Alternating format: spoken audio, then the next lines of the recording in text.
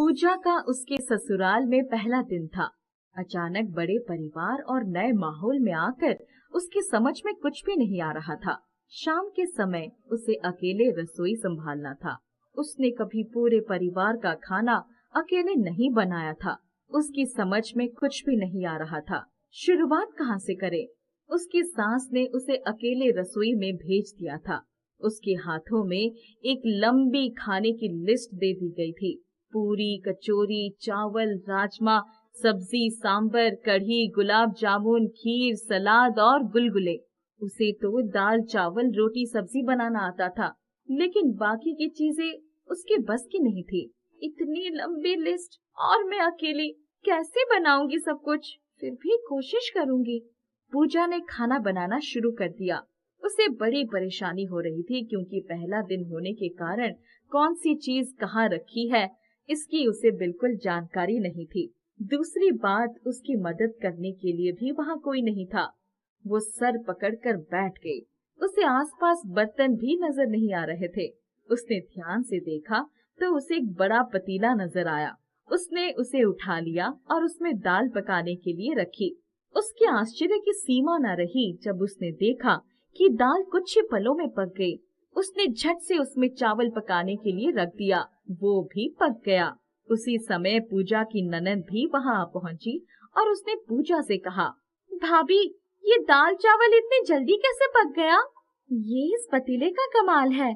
इतना सुनते ही ननद ने जादुई पतीला वहां से हटा लिया। 1 घंटे के बाद उसकी सास आ गई। क्यों रे बहू रानी, क्या क्या बनाया है? माँ जी, दाल चावल हो गया है, पूरी बना रही हूँ। अगर किसी की मदद मिल जाती तो मेरा काम आसान हो जाता। देख बहू, मदद तो नहीं मिल पाएगी। हमारे घर में तो बहू ही खाना बनाती है। पहले मैं बहू थी, घर का सारा काम करती थी। मेरी सासू जी आराम करती थी। अब तुम बहू हो और मैं सास, तो क्या मुझे अब भी चूल्हा फूंकना पड़ेगा? नहीं नहीं माँ जी, अब तो आपके आराम करने के दिन आ गए हैं। बस आपका इशारा चाहिए। मुझे ये तो बता दीजिए कि बाकी के अनाज और मसाले, तेल सब कहाँ रखे हैं? देखो, मैं बहुत व्यस्त हूँ, मुझे भी बहुत से काम है। देख लो, सारा सामान किचन में ही रखा है। यहाँ से बाहर नहीं जाना पड़ेगा। हाथ तेज चलाओ। इतना कहकर सास चली गई और पूजा समझ गई कि अब उसे अकेले ही हर कीमत पर सारा भोजन बनाना है। दूसरा कोई रास्ता नहीं है। वो आगे का खाना बनाने में जुट गई, लेकिन उसके अकेले के लिए इतने सारे व्यंजन बनाना मुश्किल ही नहीं, नामुमकिन था। उसने आधा खाना तैयार कर लिया। इसके बाद सास फिर आ गई। बहू, क्या सारा खाना तैयार हो गया? माँ जी, आधा भोजन तैयार है, बाकी का नहीं हो पाया। क्या तुम्हारे मायके में यही सब सिखाया गया है? तुम्हारे बाबूजी तो बड़ी बड़ी बातें करके गए थे। कह रहे थे बेटी सर्वगुण संपन्न है। हमने तो तुम्हारे गुण को प्रत्यक्ष रूप से देख लिया। अब तो मुझे ही रसोई संभालना होगा। पूजा की ननद दीक्षा भी आ गई। वो भी मुंह चढ़ाने लगी।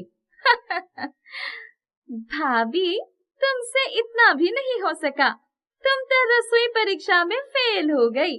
दाल चावल तो हर कोई बना लेता है, सब व्यंजन बनाओ तो कोई बात बने। ननद दीक्षा की बात सुनकर जादुई पतीला जोर जोर से हिलकर आवाज करने लगा। उस दिन के बाद से पूजा पर सास और ननद के हमले होने लगे।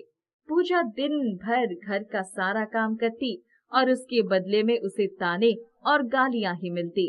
एक दिन सवेरे सबकी फरमाइश आने लगी। बहू, मेरे लिए नाश्ते में चूड़ा बना देना, साथ में आम की चटनी। भाभी, मेरे लिए मसाला डोसा, सांबर और नारियल की चटनी बना देना। भैया को दही बड़ा चाहिए। बाबूजी के लिए दाल बड़ा अच्छा रहेगा। माँ जी, दाल बड़ा और चूड़ा बन जाएगा। सारी चीजों को बनाना है तो समय लग जाएगा। पूरा काम तो तुमसे कभी ना हुआ है, ना होगा। एक मसाला डोसा की फरमाइश की थी, वो भी नहीं हो सकता। तुमसे कुछ नहीं हो सकता। बस काम चोरी में आगे हो, काम चोर कहीं की। मेरे बेटे के लिए दही बड़ा भी नहीं बना सकती। माँ जी, कुछ आइटम बनाने के लिए एक दिन पहले से ही तैयारी करनी पड़ती है, आप तो जानती हैं। मुझे ये सब मत बताओ। तुम एक नंबर की कुलक्षणी हो, कामचोर हो, तुमसे कुछ नहीं होगा। मैं बाजार से नाश्ता मंगवा लूंगी। पतीला फिर से हिलने और आवाज करने लगा। माँ, जब खाने की चीजें बाजार से मंगवानी पड़े तो बहू होने का फायदा ही क्या है? इसके आने से तो हमें नुकसान ही नुकसान नजर आता है। इससे कोई भी काम ठीक से करना नहीं आता है। जो नाश्ता और खाना ठीक से नहीं बना पाए तो वो भला किस काम की? पूजा सबके ताने और बातें सुनती रही और इसके बाद सब लोग नाश्ता करने पर जुट गए। नाश्ता करने के बाद पूजा बर्तन समेटने लगी और उसकी ननंद दीक्षा ने रसोई में जाकर बचे हुए नाश्ते में नमक मिला दिया। बाद में जब पूजा ने नाश्ता चखा तो चौंक गई। तेज नमक के कारण वो आगे खा न सकी। क्यों भाभी, क्या नाश्ता चखने पर उल्टी आ रही है? इतना घटिया नाश्ता बनाओगी तो और क्या होगा। शुक्र मनाओ कि हमने खा लिया। तुम तो अपना ही बनाया हुआ नाश्ता खा नहीं पा रही हो। शर्म से डूब मरो। माँ, सुनती हो?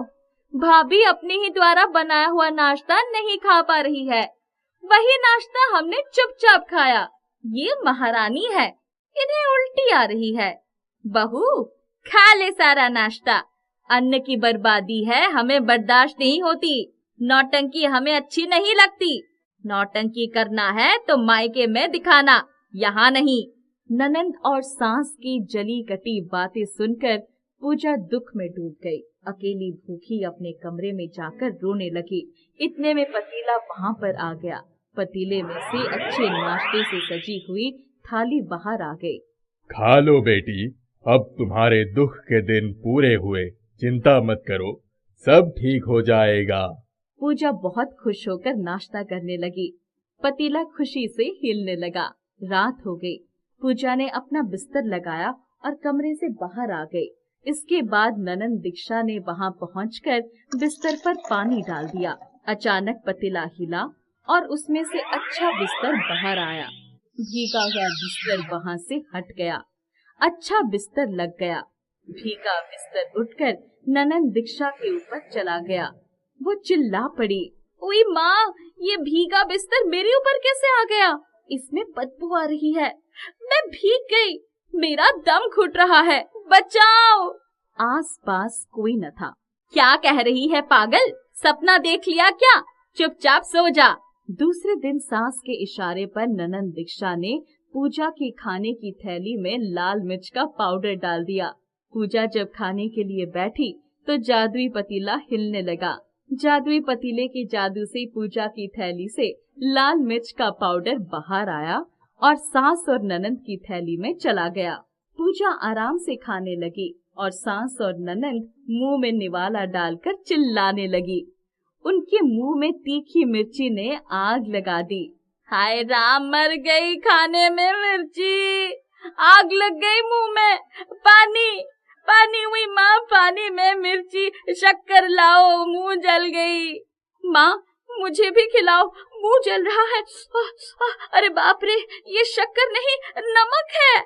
हाँ, दिखने में शक्कर लेकिन स्वाद में नमक। मर गई रे, अब क्या करे? मिश्री लाओ। अरे बाप रे, यहाँ मिश्री नहीं फिटकारी है, मर गई। बाप रे, ये सब क्या हो रहा है? ये भाभी तो बड़े आराम से खा रही है, पानी पी रही है, शक्कर भी खा रही है, इसे कुछ नहीं हो रहा है। भाभी, मुझे शक्कर दो। नहीं, ये भी नमक है, इसमें भी मिर्ची है। माँ जी, इस शक्कर को आप खाइए, मैंने खाया है, मीठी है। सास शक्कर को खाकर चिल्लाने लगी। मर गई रे, ये सब बहू की दुष्टता का परिणाम है। इसमें मिर्ची और नमक है, मार डाला रे। माँ, दीक्षा क्या कह रही हो? वही शक्कर मैंने खाया, पूजा ने खाया तो ठीक निकला। आप लोग क्यों शोर शराबा कर रहे हो? हम पागल हो जाएंगे। सास और ननंद बेहोश होकर गिर गई। उनको उनकी करनी का फल मिल गया। पतीला हिलकर नाचने लगा था। होश में आने के साथ सास और ननंद डर के मारे पूजा से दूरी बनाने लगी और उसकी हाँ में हाँ मिलाने लगी। जादुई पतीला पूजा का हर कदम पर साथ देने लगा और उसके सारे दुख दूर करने लगा। एक दिन त्योहार आ गया। माँ जी, बताइए खाने में क्या क्या बनाऊं? बहू, तुम तो बड़ी समझदार हो, जो भी तुम्हारी इच्छा हो बना दो। हमें तो तुम्हारे हाथ की हर चीज प्यारी लगती है। पूजा ने जादुई पतीले को इशारा किया और देखते ही देखते बहुत सारे स्वादिष्ट व्यंजन बनते चले गए। हमारी बहू बड़ी ही गुणी है, देवी है, अन्नपूर्णा है। इतनी अच्छी बहू मिल गई, मेरे भाग्य तो खुल ही गए। मेरी भाभी दुनिया की सबसे अच्छी भाभी है। इस तरह से जादुई पतीले के कारण पूजा की पूजा होने लगी। सब उसके गुणगान करने लगे। उसकी जिंदगी पूर्ण रूप से सुखमयी हो गई।